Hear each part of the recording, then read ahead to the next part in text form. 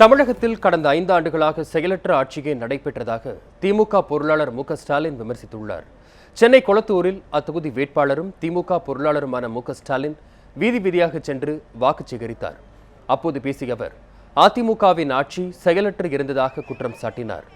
அதிமுக பொதுச் செயலாளர் ஜெயலலிதாவின் பிரச்சார பொதுக்கூட்டங்களில் வேட்பாளர்கள் அடிமைகள் போன்று அமர்ந்திருப்பதாகவும் மு.க.ஸ்டாலின் விமர்சித்தார். தமிழகத்தில் ஆளுகிற ஆட்சி நாட்டை பத்தியோ மக்களை பத்தியோ கவலைப்படல. ஆட்சி நடக்குதுன்னு ஒரு பேருக்கு தான், நடக்குதுன்னு கூட சொல்லக்கூடாது. அது உட்கார்ந்து இருக்கு கூட சொல்ல முடியாது, படுத்துக்கிட்டு இருக்கு.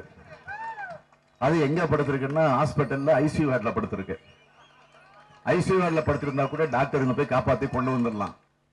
கோமா ஸ்டேஜ்லயே படுத்தாச்சு. இப்போ ஆக ஒரு செயலற்ற ஒரு ஆட்சி தமிழ்நாட்டில் நடந்துகிட்டு இருக்கு. நீங்க எல்லாம் பார்க்கலாம். இன்னைக்கு ஜெயலலிதாவுடைய மேடை பார்த்தீங்கன்னா 3 அடுக்கு மாடி, 5 நாளைக்கு ஒரு முறை கூட்டத்துக்கு போறாங்க. அந்த 3 அடுக்கு மாடியில 3வது மாடியில அந்த அம்மா மங்கம்மா ராணி மாதிரி உட்கார்ந்துருப்பாங்க. அடிமை மாதிரி வேட்பாளர்கள் அதிமுக 15 பேர் உட்கார்ந்துருப்பாங்க. ஆக அங்க உட்கார்ந்துக்கிட்டு மக்களை பார்த்து பொய்யா சொல்லிட்டு இருக்காங்க. தொடர்ந்து பேசிய அவர், ஜெயலலிதா பொய் பிரச்சாரம் மேற்கொண்டு வருவதாக குற்றம் சாட்டினார். பொதுமக்கள் மத்தியில் பாடல்கள் பாடியும் மு.க.ஸ்டாலின் வாக்குகளை சேகரித்தார்.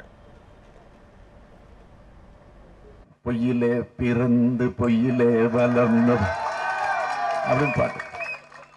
இன்னொரு பாட்டு கூட இருக்கு, புலவர் சொன்னதும் பொய்யே பொய்யே.